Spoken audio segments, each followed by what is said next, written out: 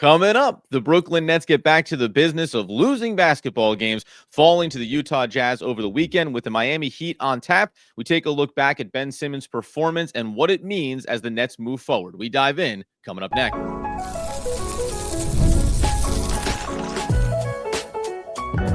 You are Locked On Nets, your daily Brooklyn Nets podcast. Part of the Locked On Podcast Network, your team every day.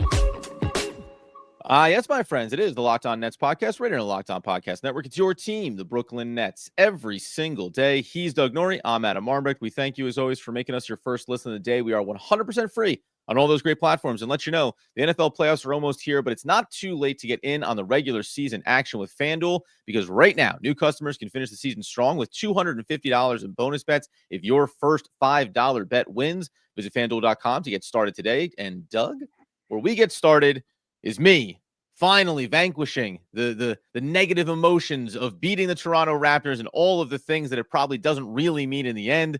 Nets lose to the Jazz over the weekend, sub 100 scoring performance, all the vibes we kind of thought were coming for Brooklyn. Yeah, look, back to 8th and tankathon odds. This is the kind of season. Here we go. Here we go. Buckle up for the weirdest fan experience of all time, where you're like, beat the Raptors. It's kind of fun to watch them win, but then you see them drop in the tankathon. See them drop in the lottery odds, and then they lose to the Jazz. Kind of important loss. Mm-hmm. You say it that way. That's right. You phrase it that way. Just never thought the year of our 2024. I'm saying, we're like talking about how losses are a good thing. This is where we are. But some things to take out of this game. I think it highlights sort of what the Nets struggles will be probably from here on out in terms of just overall ability to win, which I want to get into a little bit. Part of that involves Simmons on one level, and then part of it involves Simmons on another level. It's an interesting sort of dichotomy about where you stand with him. But overall, the Nets getting this loss on Saturday against the Jazz ends up being kind of important when you look at all said and done. The Jazz, there's 7 wins, Nets have 11. It's probably just going to get worse from here. And this is just sort of the nature of Nets basketball where we are now. It's can't be too upset really when you lose a game like this. And for reasons people were upset around the Raptors win. Yeah, right. Yeah, exactly. Yeah, it is funny. And to come out of last week where that game did bother me on a certain level. And you know what the worst part is too, and it's to be expected, losing this game did not fill me with the opposite end of the spectrum joy of coming out of the Raptors game, right? The losses are always kind of a bummer. And I mean, the wins are always kind of God, this stupid season. Sometimes the wins are actually a bummer. The losses actually should feel good, but exactly what's happening right now for one of the hosts on the Locked On Nets podcast. Total confusion about what you're supposed to feel about each of these games. And this one in particular, though, I will say, this is one of those games where when you shoot 40% from the field and then you take 43 pointers, but only knock down 17%, this is a game where your eyes get opened a little bit to, boy, when it's ugly for the Nets. And we said this coming into the season, it's taking a lot longer to get there. And we know there's going to be more trades coming up, obviously, we assume as well. But this is the kind of, I think, the every so often game you were going to get, where you look at the box score, you look at some of the key stats, and you go, yeah, we thought this team was going to struggle. And that's, of course, not having had Cam Thomas for big stretches of this season as well. And now having taken away Schroder, you see all the impact it has on how the offense gets constructed on a possession-to-possession basis. If look, in the year 2024, if you shoot 17.5% from three, you're going to lose. I don't really know. Frankly, I mean, probably 19. Whenever they invented the three-point line, if you shot that much from three-point, you were probably going to lose. Although your chances were probably slightly lower. But 18% from three for the game, with a couple big culprits here, but kind of everyone to blame. But I will say that stat kind of highlights sort of a Nets problem, I would say, that we're going to see going forward, is that when you start Simmons and Claxton together, the ability to guard the 3-point line just becomes that much easier. One, for opposing teams. One, you only have, let's say the starting lineup, you only have 3 guys you even need to defend the 3-point line against, right? So everyone else can help. Then you have another guy. So you're one-on-one right away. You only know that you need to defend 3 guys. Already, that's a huge leg up for opposing defenses.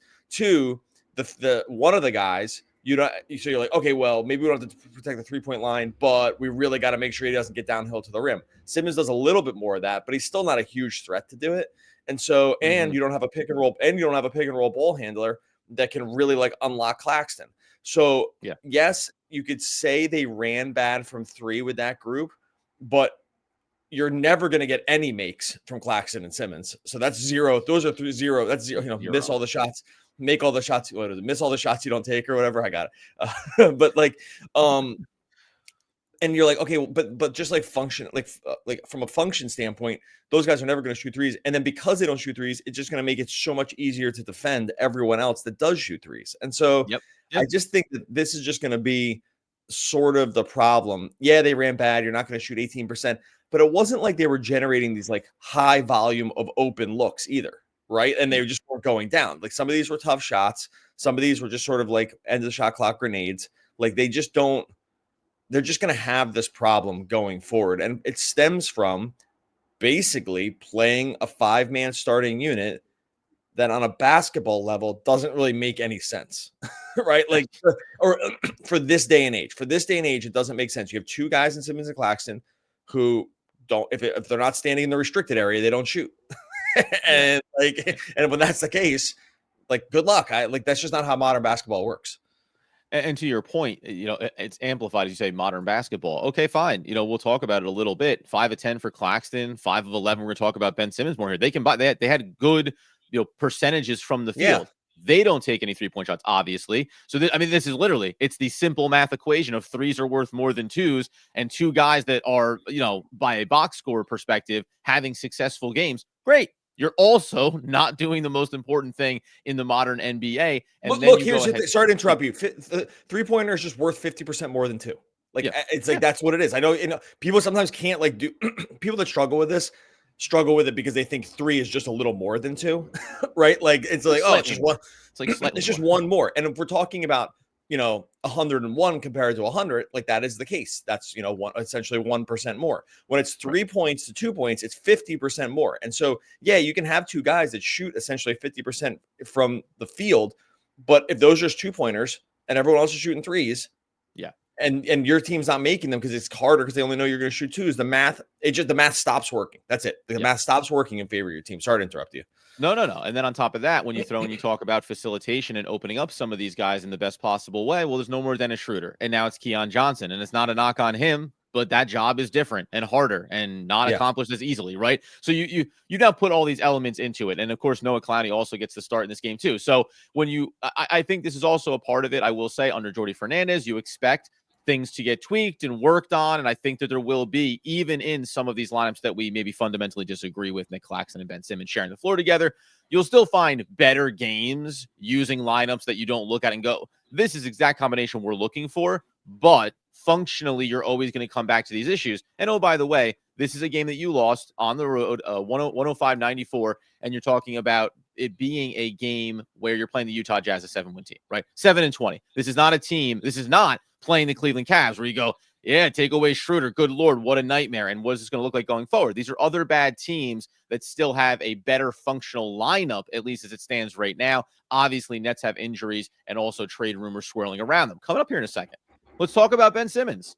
Listen, we do a lot of ragging on the guy. This is a pretty good game from him. The fact that he had a losing effort, the fact that he had the worst plus minus, I don't know if those things matter, but we'll talk about it all here coming up in just one moment. All right, before we get to that, tell your friends over at Skylight Frames. Look, it's the holidays. You want to celebrate. You want to stay connected to the people who are far away. So maybe you're missing someone, excuse me, around this holiday, getting choked up about missing people. You're missing someone this holiday season. You want to be part of you want them to be part of your festivities from far away. Look, we know what it's like to travel. You can't always do all the travel you want around the holidays. We've got the perfect gift for you. Skylight Frame is the touchscreen digital touch photo frame for your whole family. Will love. Upload thousands of photos with your phone. Watch them appear in seconds. Super easy to use. Takes less than 30 seconds. It's seamless sharing. You can invite friends and family to share their photos via the Skylight mobile app or email. You don't even need an account to get that rolling. You can add new photos straight from your phone from anywhere. So you're just uploading pictures. You're seeing your family. You're coming together even if you can't be in the same room. They got 2 sizes to choose from. It's even better than social media because, it's just one-to-one connection across the distances and right into the wherever room you choose. Now, as a special limited time offer for our listeners, get $20 off your purchase of a Skylight Frame when you go to skylightframe.com/MBA. That's SKYLIGHTFRAME.com/MBA. Get $20 off your purchase now at skylightframe.com/NBA. All right, so as we continue today's Locked On Nets episode, the Brooklyn Nets losing 105-94 to the Utah Jazz, a team that is now 7-20. And as we mentioned at the top of the show, Tankathon odds, hey, Utah's there in the 5th spot. The Nets now climb up to the 8th position. And we talked about this a little bit last week, just that, hey, they are still over 26% odds to land a top 4 pick. They're only 6% to get the number 1 overall. The best you can do is 14, but they're not as far off from being right in that mix when you talk about the ping pong balls flying and you land where you land. That being said, Ben Simmons, listen, we beat him up a lot when it comes to this show and what his form and function is and his lack of desire to shoot and all those things. 29 minutes, 5 of 11, 5 of 6 at the free throw line, got the line 6 times in this game, 6 rebounds, 10 assists, 2 steals. I did mention, though, I said worst. He was the second worst, behind only, wouldn't you know, when these guys share the floor, Nicholas Claxton, a minus 13 in that category, 15-point performance. But I mean, let's go positive to start. What were the things that you liked about Ben Simmons' game in this? Because we know the apparent negatives that come out every single game. Yeah, good news is clearly more aggressive on offense. I don't know if that's just because like he's just more of a lead ball handler now with Schroder gone, or he just like has to be because they don't have it. Like he's getting ample opportunities. Like we have seen the shots increase pretty dramatically over the last couple games, right? 7 shots, 9 shots, 11 shots. Minutes are up too, so some of that is minutes, but not all. I mean, this guy played 18 minutes and took 0 shots 5 games ago. So That's not. I think the usage is climbing because of the role being slightly different, and like I said before, just being some more opportunities. Like he's just getting one-on-one defenders. There's just no excuse to not do it. So I think that like that's a good thing. I think we hopefully we'll see more of that. I think that the plus minus here, especially it's not his fault really. Like going back to the beginning, it's just like these guys are just not a good pairing. Like it's just too easy to defend 2 guys that, like I said, aren't going to shoot outside the restricted area. And if you know that, like, and you have Walker Kessler and guys like that, it's just gonna be hard. It's gonna be hard to get shots. So the fact they even got, 5, basically shoot 50% from the field from these 2 guys, it's like, it's not amazing because that all their shots are basically at the rim, but it's good that he's at least taking the shots, right? 11 shots for him. Yeah, second of the team to Cam Johnson. Like that's a good sign, I think, overall. I'll take away the plus minus because again, I just think that like if you replace Claxton with the DFS or something like that, I think we're telling a slightly different story just because of the floor spacing. So that part's just not really his fault. And it's encouraging. Like how far we take the encouragement, I'm not really sure at this point. I don't think he doesn't jump off the screen to you, but he's at least doing some of the things that we hoped would happen. Got to the line 6 times too. So overall, I thought it was a good game from him. And I hope we see more of it. I don't think it gets the Nets anywhere in terms of like value or anything, but that's probably at this point just more like the 40 million problem more than like a Ben Simmons problem, right? Like, I think that's actually just way more the issue. Going back to the Cleveland game, 31 minutes, took 7 shots, 32 minutes against Toronto, took 9, and then 11 against the Utah Jazz, as you mentioned there. And prior to that, we hadn't seen him take more. He had that one game going back to the end of November where he took 8 shots against the Phoenix Suns, and the minutes were a little bit in flux there at that point, but that was still playing high 20s when he was typically averaging 3, maybe 4 shot attempts per game. And we continue to say it's just not good enough. You need to be better. By the way, it also is a reminder when you talk about plus minus, because you can't get away from the fact that you look at this game and you don't have to go much further than the starting lineup and Keon Johnson, who was 0 of 9 from the field. And I'm not ragging on him for the sake of doing it, but he was 0 of 9 from beyond the arc, 3 of 14 from the field in 29 minutes, had 8 rebounds, but also came up with a -2 plus minus. So, you figure out the plus minus and where the value lies for a guy that was on the court for good runs, but wasn't necessarily a key contributor of his own. He didn't have assist numbers there either, by the way.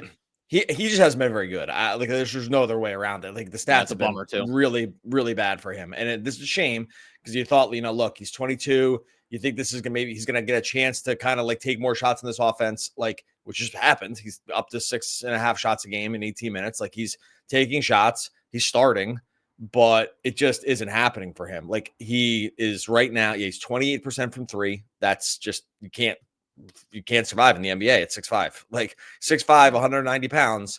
You can't survive in the NBA if you're going to shoot 29% from 3. There's just no place for you. And so 29% or 28% from 3, 33% from the field. He just has been bad from a shooting perspective. It's a shame. I really was hoping this was one of these guys that would kind of like have a, beginning of the year career resurgence because he came into the league young, but the efficiency is horrible, and there's just no other way around it. He's only shot over 30% twice in the last 8 games. He's under 29% from the field in the last 8 games, the month of December, effectively. And there have been nice stretches for him in this season, but it's in really, really reduced minutes, right? And by the way, him playing 29, 30 minutes a game, that's not remotely anywhere near the expectations. When he comes in for a little burst, it's great. But he, again, feels like, as we said so many other times in the NBA for the Nets especially, he's one of those guys that with the other team around him, it can mean X. Now you're talking about putting him technically at sometimes into a lead guard role. You go, well, hold on a second here. And it's a lot of pressure for a player of that nature too. The other thing I'll just say quickly here on the Ben Simmons front, so we don't miss it, was the Jordi Fernandez quote coming out of it. Because you also had Ben Simmons, 6 turnovers in this game. So turnovers is how Fernandez started the comment. We need him to be better. I like his aggressiveness. I like how he pushes the ball. 15 points, 10 assists. I also wanted him to rebound better, but I like his performance. I like how fast he made us play. He's taking positive steps. Right now, it's back-to-back games where he's playing higher minutes. He's been aggressive. He's been trying to organize his teammates, use his voice, and I'm happy with that. The one thing that I am curious about when it comes, that's there. Mostly, I find that to be fluffy. He points out the turnovers.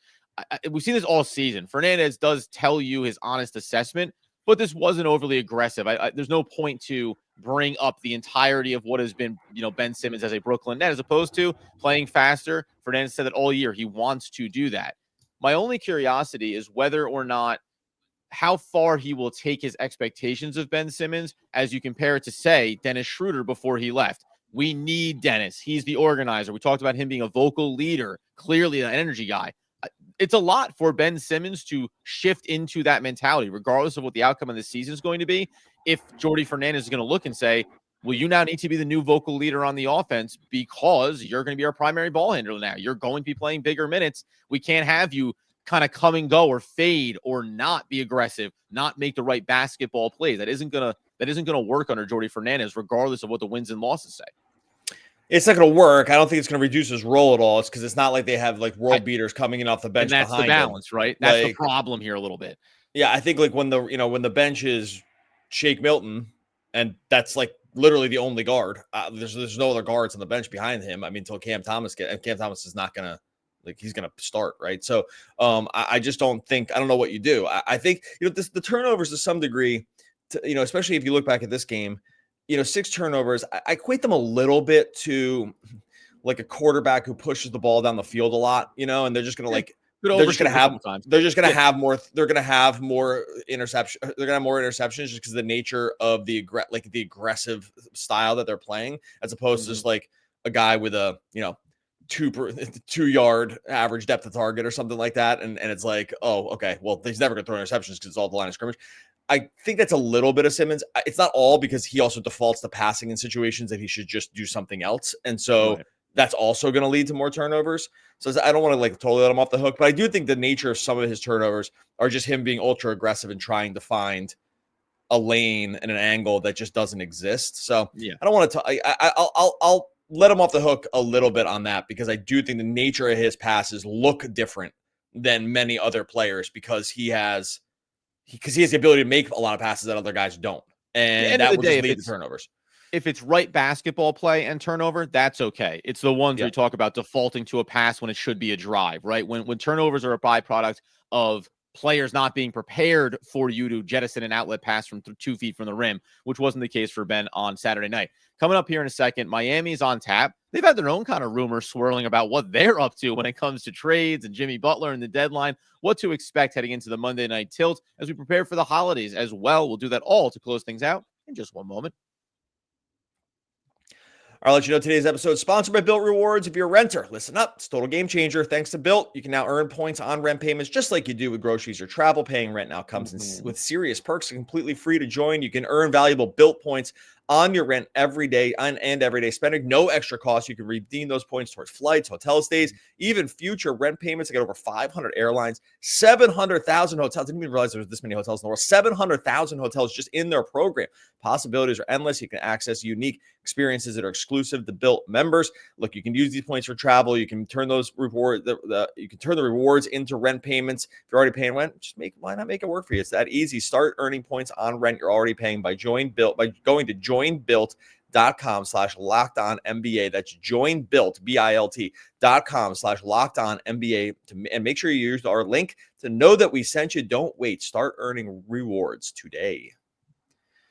And we're done with that. NFL, go head over to our friends at FanDuel. NFL playoffs are almost here. It's not too late to get on the regular season action with FanDuel, America's #1 sportsbook. Got NBA rolling every single night, too, because right now, new customers can finish the season strong with $250 in bonus bets. Oh, baby, up their game a little bit here. $250 in bonus bets. If your first $5 bet wins, FanDuel has so many ways for you to pick up that W. You can just do the player props. You're going over, under on whatever they're doing. Over under on all those different player props. Too many to even manage your way through. If you go to the FanDuel app right now, you can see the Nets are +10 against the Heat. +10. We know the Nets have been one of the best teams in the NBA against the spread this season. Look, visit FanDuel.com to join today. It's FanDuel.com for your chance of $250 in bonus bets. Make every moment more with FanDuel, an official sportsbook partner of the NFL. All right, so as we wrap up today's Locked On Nets episode, obviously the Brooklyn Nets are going to have more games like they did on Saturday night than some of those really enjoyable sit back and just have fun with the wins of it all. It looks like this is going to be some of that sea change that comes through here. Miami on Monday night. Only other things to take away here at a high level coming from the Jazz into the Miami game is how much harder do you think it's going to be to stay productive from beyond the arc? Cam Johnson, just 2 of 9 from deep in this last game, 7 of 15 overall. Noah Clowney, 2 of 6. Continue to see him 29 minutes in that game over the weekend. So I will be curious to see how much and how consistently we get Noah Clowney in the lineup now as we move more towards these trades. But Miami, I don't know if you'd agree. Miami's a weird team in the same sense that they have the face of their franchise, at least in the last couple of years, and Jimmy Butler. Now trade rumors around him. Which way are they going? This game falls into the hat of I don't know. I don't know where my expectations should be when it comes to these two teams playing one another. I mean, the expectation is the Nets are going to lose. Allow me to clarify. The Nets are going to lose, but is it going to be like a disaster like Cleveland? Is it going to be kind of a clunky one like the Jazz? We got to, categorize these. Yeah, I mean, Heat are 13-13 in the season. They've been better than that record. So not maybe like really the Pythagorean something like 15-11 or something like that, just based on their point differential. I know they're dealing with the Jimmy Butler stuff and like will they or won't they with the trade deadline, with the extension. I don't think from like a game to I mean, I think it matters in the macro for them. I'm not sure on a game-to-game basis it's like all that important. Although it is one of these things because Butler's been rumored like with the Nets before and but whenever you're a free agent or whatever, like you're always just gonna it pays to just say it pays to say you're interested in everywhere. I was gonna sorry not to interject. When I remember when that came out and it was like Butler was kind of driving that narrative, and then you heard like Nets coverage was picking it up and saying, "Oh, Jimmy Butler, the Nets, how would that fit? Make sense?" I was like, "Oh, I'm sorry. Did you?" Last year, Mikal Bridges, Cam Johnson, the veteran core, the building it. Totally. Maybe that's a thing we would talk about. I was like, what discussion are we having when 6-year-old Jimmy Butler's like, got my eye on those Brooklyn Nets this offseason. Why? Because I heard they got a lot of cash. Like, I mean, it couldn't be any more transparent in terms of what, and as he should, but Jimmy Butler's like, hey, man, who's got the most money to spend? I'm really interested in joining your ball club this offseason. Yeah, he's got the $52 million player option coming up. It's unclear to me. I think he probably picks it up, but I'm not positive about that. Like, I'm not sure. He's still playing really good basketball, so I think that there's a world where he just opts out and just can get 2 or 3 years out of somebody. Maybe. I mean, it's probably a little scary if you're the team signing on that contract. Like you said, he's going to be 36 years old, not 100% playing like he's 36, and these are the kind of guys. I think it's going to age okay for him, even though it's not a Durant situation. I don't know. Maybe the efficiency is dropping off enough this season that you get a little bit worried. That being said, I think overall, the Heat are just one of the they're a funny team. But this is where the Nets. You always hope you get like this to an organizational standpoint with Spo. It's like if you have Eric Spoelstra as your coach, you're just kind of you're never going to be terrible. And I think that's why I'm not comparing Jordi Fernandez to Spo by any stretch of the imagination here. The hope is that you would get a coach like this, right? Yeah. Is that where the coach is such a rock and schematically so awesome and everyone respects him. And they might ship stars out if they don't get along with the coach, right? That's kind of how entrenched he is in that system now. That's where you would always hope to get organizationally, even though it will cost you draft picks on a year-to-year basis, right? You will just get you will get worse draft picks if you have a coach like this, because you just will win games that you can't help but win. You won't lose. I think like organizationally, this is where you would love to be, right? Like this is where you just love to be, just because the coach is so good, mix and match players. I don't know. Does that make sense? Every once in a while you spike it and make it to the finals. I mean, he won a couple finals, but they made it there in the bubble year. They made that crazy, like almost NCAA like run to lose to the Nuggets that one year, or 2 years ago. The reason why, Nets fan base or Detroit or any of these franchises that the Nets have been certainly have had some highs. The reason why you focus so much on, and not just this season, tank odds and all this stuff, it's because in your mind, I think as a fan base, you go, well, that's the only way is if we get to the top pick, one of the top picks, we get one of those all-time players, and then we build around them, and that's our chance because we get our franchise guy. Unlike Miami, who goes, yeah, but we'll stay competitive. We'll always field a good team. We'll always want to win to make the playoffs. And guess what? I love the word. Our culture is what attracts players to want to come here. And when we get those guys, we can go on these runs. And Spoelstra has been a stalwart. I always compare it to Mike Tomlin in the NFL with the Steelers. That team never tanks. They never say they said, we'll take Justin Fields, Chicago, this year. And we'll also take Russell Wilson, and we'll just see what happens. And now they're a 10-win team, and they're going back to the playoffs again. And there's just something so much more rewarding and satisfying in knowing that your organization is almost too good to just roll over and die and play for those odds. And when you look at Detroit's and some of the bad teams in the NBA, you go, yeah. And being bad and thinking it's just going to work out always comes back to the same problem. You finally get that transcendent talent. Do you know how to coach them, how to develop them, right? They're running through head coaches. The Nets have run through head coaches. So I think 100%, when you look at Miami, I'll put it this way. Who'd you rather be, right? A Miami Heat fan or a Brooklyn Net fan? And there are a lot of teams that sometimes swing on the pendulum a bit. It's always better to be kind of down the middle because you have a chance every year to compete, make the playoffs, and be a team worth watching. No comparison. You do have to have I think the one hoping for too. Yeah, go ahead. The one caveat to that is you do have to have a superstar. Like it doesn't work if you don't have Jimmy Butler or you don't have Bam. You have to find the right guy to help you get that over the hump. Yes. This is like this. So people miss this on both sides of the spectrum. And the risk of running along here. That I agree with that, but it all is predicated on you do have to have a star too. Like you have to have some guys that are stars, and like you have to find out the best ways to get them. Maybe it's trade, maybe it's free agency, which is increasingly unlikely at this point, or it's the draft. So it's not good enough to just have the coach or the culture. Like you also just have to have a good player too. Like you're not making the finals. Like Spoelstra couldn't walk into Brooklyn right now and be like, take this team to the finals. Right? Like it just doesn't work that way either. You have to get some of these guys too. So you have to marry these things together at some point. And so this is what people always want to go all the way or no way with the tank or the free agency. It's like, what is the best way to get a star? We agree that you need top 15 minimum players to make runs here. Like you just can't, like you have to have a top. So if that's the case, if you don't want them to tank, that's fine. But in the next sentence, tell me how it is that you plan to get one of these guys. That's all I want to hear next. All I want to hear next is I'm with you. Don't tank. I'm all for the next, but it has to be a comma at the end of the sentence and say, and the plan is to be able to do these three things next. Yeah. That's it. Yeah. That's all we're asking for. Is like, because that's the rational discussion. It's not just don't tank. Okay. Awesome. What's next? That's all. And that's by the way, though, it's like, and when you're the Nets, you look at it, we'll get out of here, but you look at it and you say, well, we did it. We got all the superstars. Right. But we didn't have the organizational stability or the head coach in place to be able to take that and make it into, right, toe on the line, whatever it may be. There's always going to be the ... Now finish your plan, right? That's phase one is always great, no matter what it is. Tank, get the number one pick, awesome, and then what? Or go out and sign all the free agent superstars, great. Who coaches them, right? So that's the factors that play into being successful, not only regular season, not only playoffs, not only championship aspirations. It's so much more than any one thing. And oftentimes, as is the case with sports, fans go, just do this and it'll all work out.